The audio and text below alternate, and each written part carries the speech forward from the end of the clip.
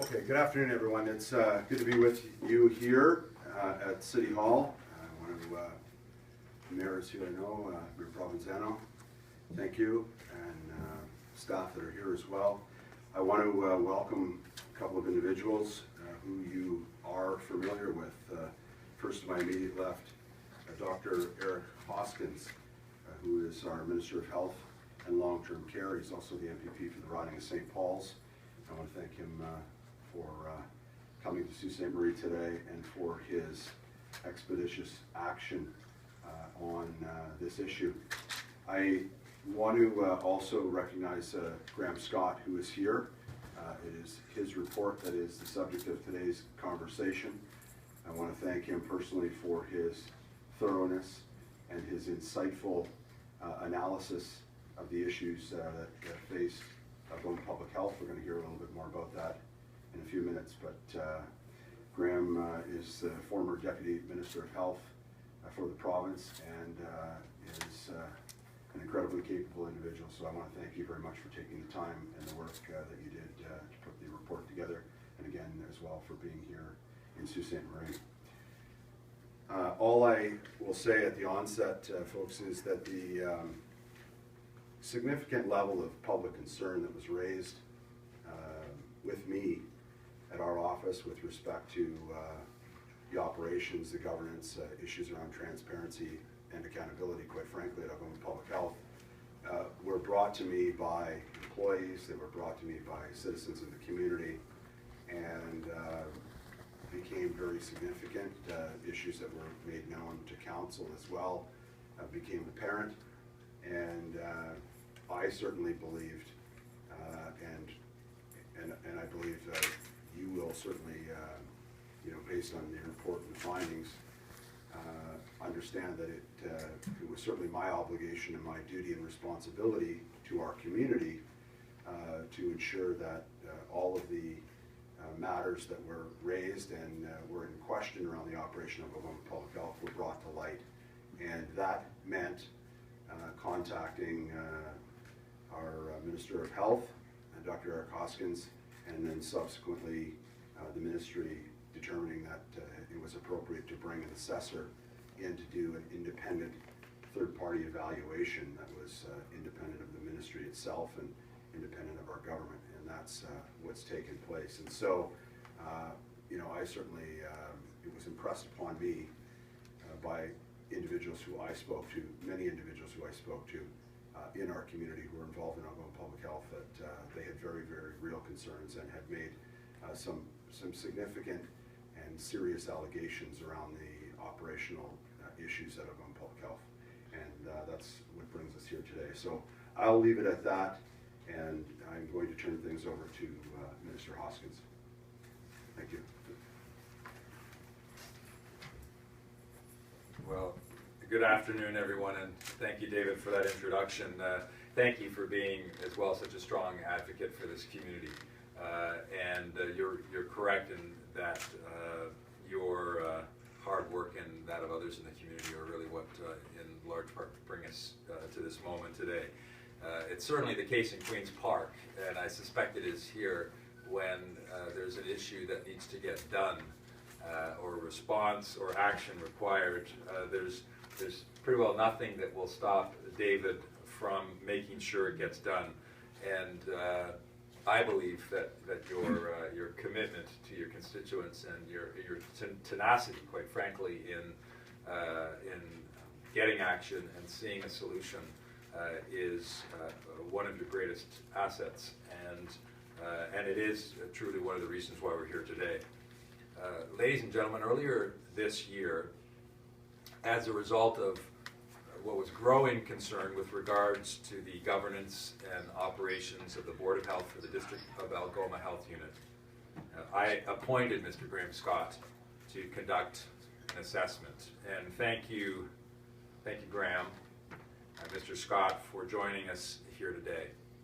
I asked him at that time to assess the quality of the management and administration of the affairs of the Board of Health, and to determine whether the board was complying in all other respects with the Health Protection and Promotion Act.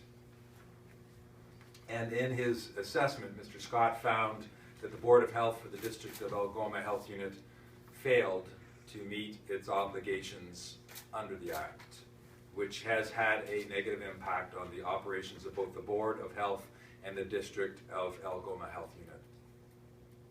Specifically, the Algoma Board of Health failed to ensure the quality of administration and management of its affairs, and also failed to meet governance expectations in accordance with the Public Health Funding and Accountability Agreement and the Ontario Public Health Standards. Mr. Scott's report included 3 important recommendations, among others.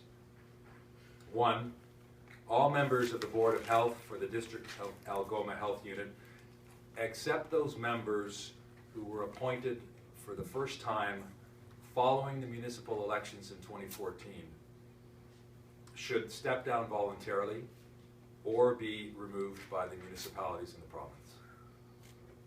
Mr. Scott also stated that this is essential to provide a needed fresh start for the organization. And number 2, the Board of Health should be a skills-based board. And the 3rd recommendation, municipalities should look carefully at the advantage of appointing members other than municipal council members on the Board of Health, given the demanding work burden of elected councillors. I take Mr. Scott's report and recommendations very seriously, so we will be taking speedy action. Earlier today, I asked for the immediate and voluntary resignation of municipal and provincial members who sat on the Board of Health prior to the 2014 municipal election. My ministry will also undertake a review of the Board of Health for the District of Algoma Health Unit's current governance structure, which will include working with municipalities within the District of Algoma to ensure board members who are appointed have the necessary and appropriate skills to exercise and ensure appropriate governance and accountability. We will also be hiring a governance consultant to work with the municipalities within the District of Algoma to assist with the appointment process. My ministry will be working with the Board of Health in the recruitment and appointment of a full-time medical officer of health. And once appointed, the ministry will support that person in fulfilling her or his duties under the Health Protection and Promotion Act. And in order to ensure that there is more of a focus on effective board governance practices for nonprofit organizations, the ministry will continue to work with the Association of Local Public Health Agencies to enhance Board of Health member orientation practices and processes. The ministry will require the Board of Health to attest that they are in compliance with the requirements as set out in the Ontario Public Health Organizational Standards. These standards include specific requirements around orientation and training of Board of Health members, Board of Health self-evaluation, leadership, and trusteeship. And furthermore, the ministry will provide additional tools to support the Board of Health's ability to assess and determine risk and meet accountability requirements established by the ministry.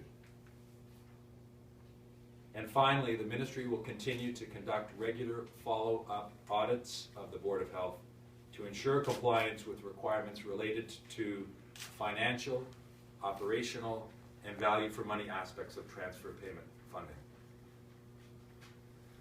Ladies and gentlemen, the public health of local residents is paramount. We want to ensure that the Board of Health is performing its duties and responsibilities effectively and efficiently.